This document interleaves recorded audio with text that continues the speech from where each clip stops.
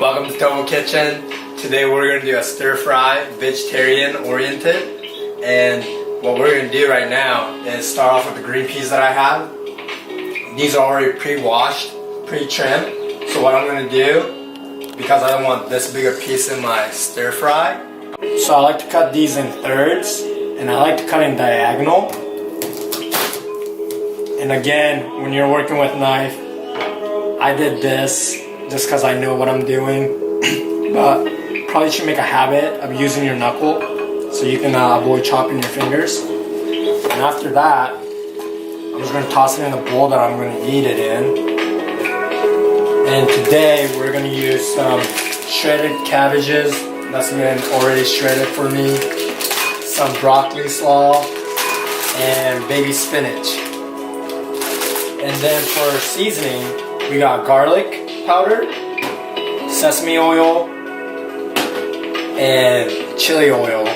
Be careful with the chili oil.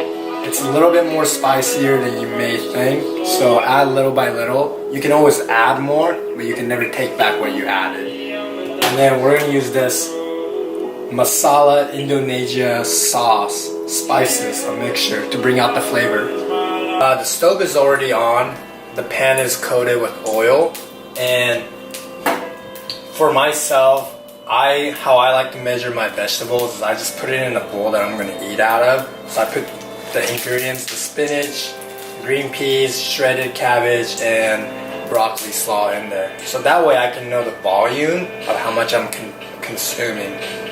So what we're going to do is, now that the pan's heat up, we're just going to dump everything in there at once.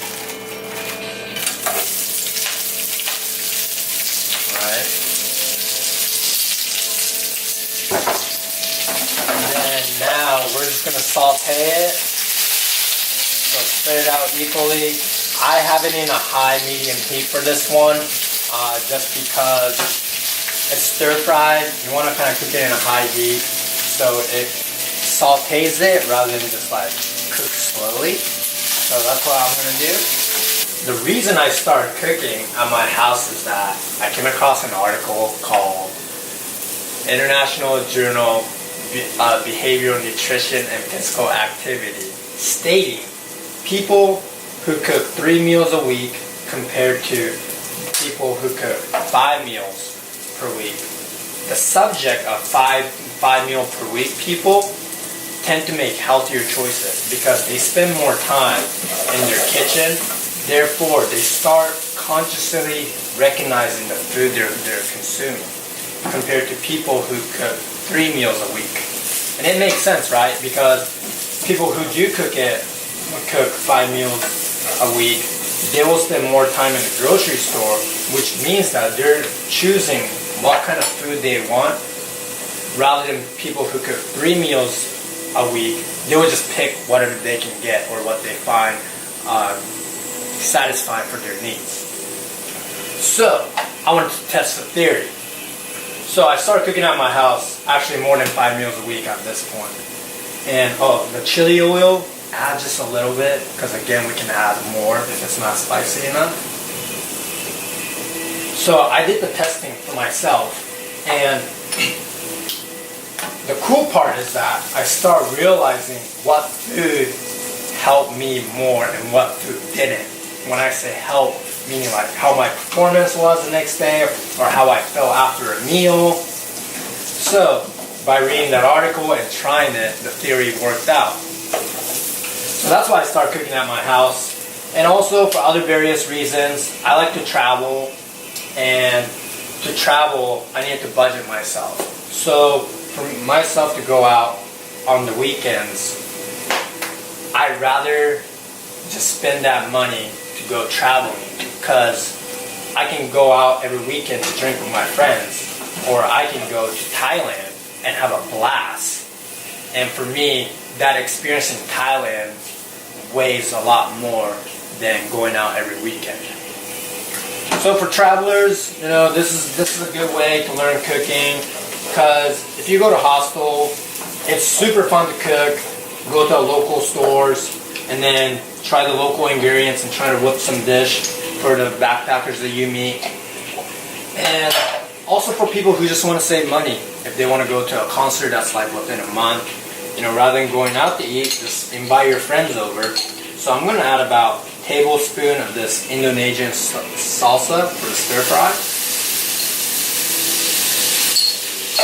And at this point, you can already smell the food. Just, it's so nice.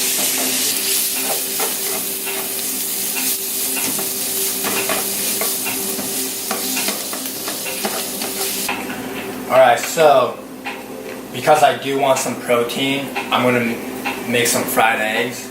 And for that, I just push all the ingredients to the side and then put the pan right underneath the burner where I want the heat to be.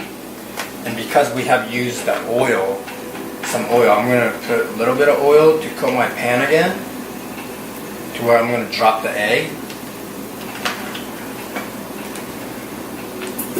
And then what I'm going to do is just crack the egg right at that spot.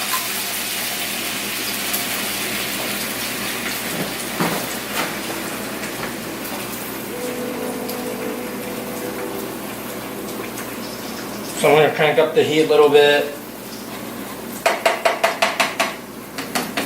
Make myself a nice sunny egg.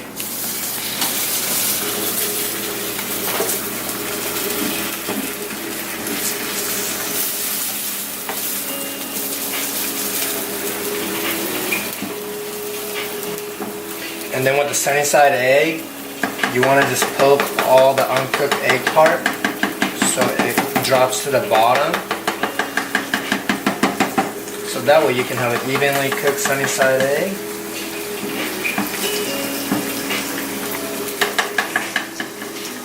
And while we're waiting for the sunny side egg to get cooked, what I'm just going to do is just leave the heat on its own, maybe lower it just a tad bit, and I'm going to go get some rice.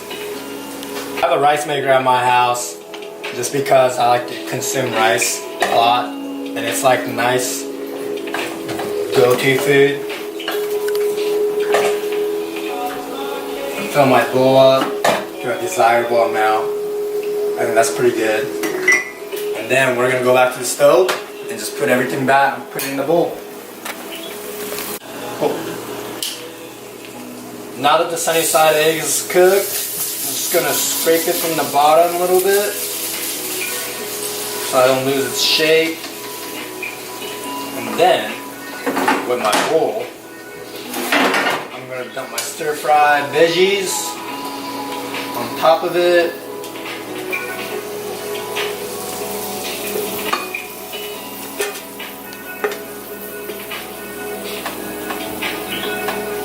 And then scoop that sunny side egg right from underneath.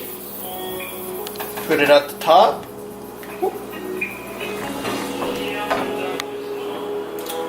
And there you have it. Stir-fry rice. It only took us maybe 12 minutes to cook. I hope you enjoyed this episode of Tomo's Kitchen. Thank you so much. Oh, this is a great song. The rice. So I have a rice maker at my house. Boom. The reason I started cooking at my house is that when I came across an article from International Journal of Behavioral. Wow. I started cooking at my house because I came across an article from International Journal of International Behavioral Journal. Sorry.